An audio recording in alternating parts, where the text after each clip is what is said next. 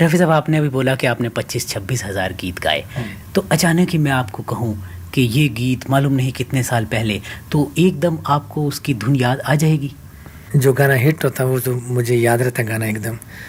तो आप जब इतने गीत आपने गाए 25-26 हज़ार, तो औसतन मेरा ख्याल है कि औसतन साल में 1,000 के करीब गीत बैठता है, 500-900 हज़ार। लेकिन किसी वक्त शायद आपने जब बहुत गीत गाए तो एक साल में कई कई हज़ार गीत गाए होंगे, तो इतना काम करते वक्त एक एक दिन में भी कई बार ज़्यादा गीत, जी। तो उसमें क्या आपको बहुत रियाज़ करना पड़ता था, या कि एकदम ही कहा तो आप तभी गीत गा देते थे? ना, एकदम ही क्यों काम करते करते काफ़ी टाइम हो गया, मुझे इतना एक्सपीरियंस भी हो गया।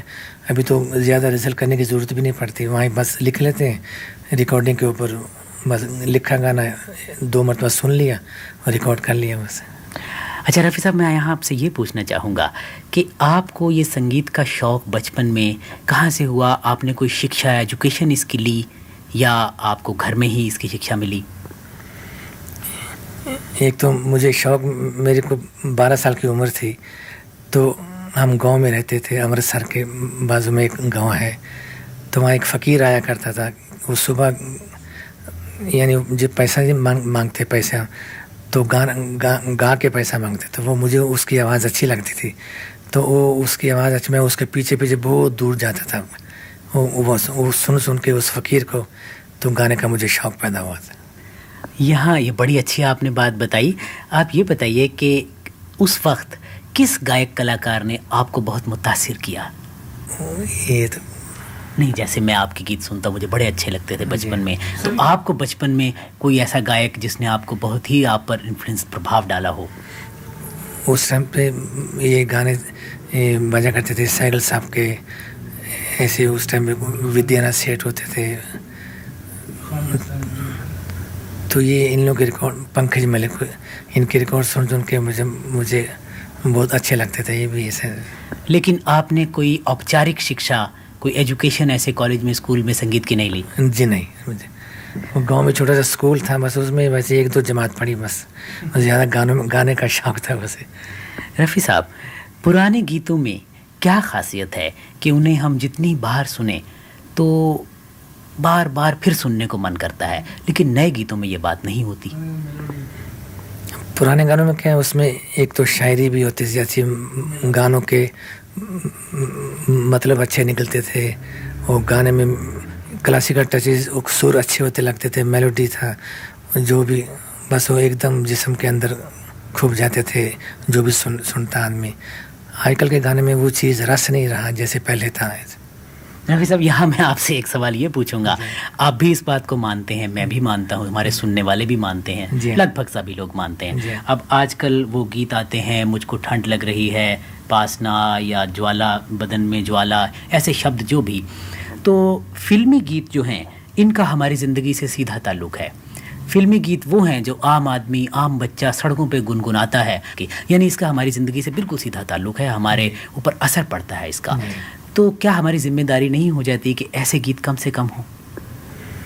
जी, बहुत कम होने चाहिए ऐसे गाने, तो बहुत फैमिली पे भी असर अच्छा नहीं होता है, अच्छे लोगों के ऊपर।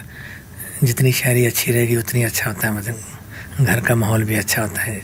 तो एक गायक की हैसियत से आपने कभी कोई ऐसी कोशिश की कि हाँ, ऐसा कभी मौका आया हो, आपने कहा हो, क्योंकि आपने तो हर तरह के गीत गाए, और मैं समझ सकता हूँ प्रोफेशन में आप उस पर बंदिश नहीं लगा सकते, सीमाएं नहीं बांध सकते, फिर भी कोई ऐसा आपने कभी सुझाव दिया हो किसी को?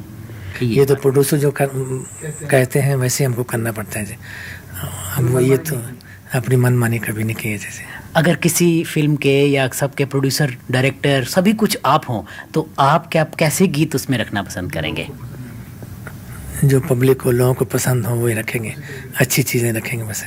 नहीं, लोगों की पसंद बड़ा मुश्किल सवाल है, क्योंकि मैं समझता हूँ कि एक चीज़ मैं सालों से सुनता जा रहा हूँ, वो मेरी पसंद बन जाती है, ठीक है। यहाँ पर तो मतभेद हो जाता है। मैं कहता हूँ कि जो लोग आप लोगों को फीड करते हैं वैसा ही टेस्ट डेवलप हो जाता है, ठीक है। दूसरी तरफ फिल्में बनाने वाले, कमर्शियल, वो कहते हैं कि नहीं, जनता ये पसंद करती है। किसको सही माने? क्या वो जनता का टेस्ट बनाते हैं, या जनता जो है उनका टेस्ट अपने आप बनता है? ये लोग ही बनाते हैं, जनता जिस तरफ लेके जाएंगे जनता को उस तरफ ही जाएंगे, ये तो सही है आपने कहा। रफ़ी साहब, नई आवाज़ों के बारे में कुछ बात करना चाहता हूँ कि कई बार बीच बीच में से कुछ आवाज़ें आई। इतना बड़ा हमारा देश, 60 करोड़ आबादी का, और अच्छे गायक भी वहाँ आते हैं, युवक हैं नए नए, लेकिन आते हैं उसके बाद दोबारा उनको नहीं सुना जा सकता। सुना चले गए, कहाँ चले गए कौन जाने। क्या उनको मौका नहीं मिलता? ऐसा सुनने में कई बार आया है। और ये बात कहाँ तक सही है कि जो पुराने गायक हैं, जो काफ़ी जिनका नाम है, मैं किसी पर कोई व्यक्तिगत नहीं कह रहा, तो शायद वो उनको आने का मौका नहीं देते? नहीं, ऐसी तो कोई बात नहीं है। सब ये म्यूजिक डायरेक्टर के ऊपर है, जिसको ले या ना ले उसकी मर्जी के ऊपर है सब।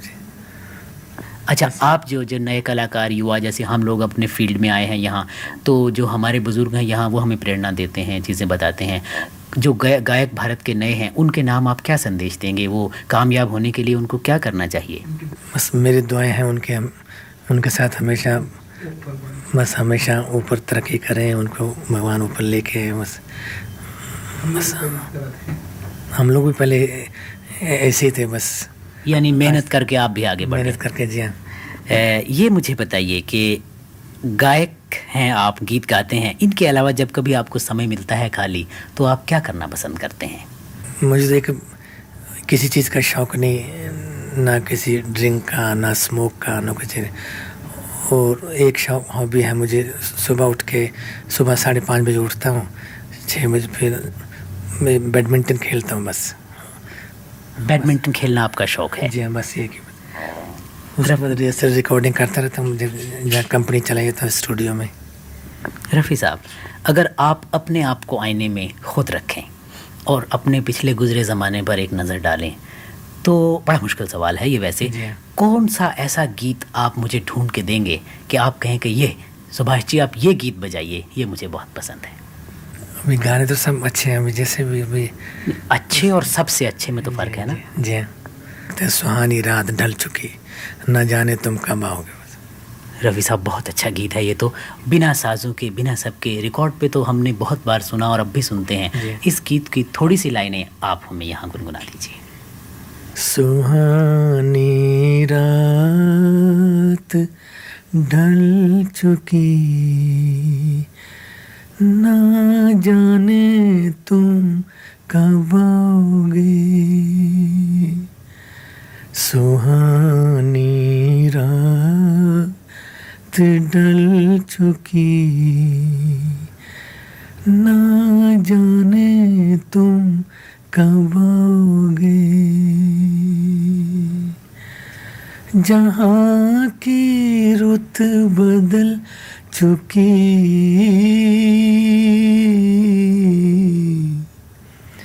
ना जाने तुम कब आओगे। सुहानी रात ढल चुकी, ना जाने तुम कब आओगे।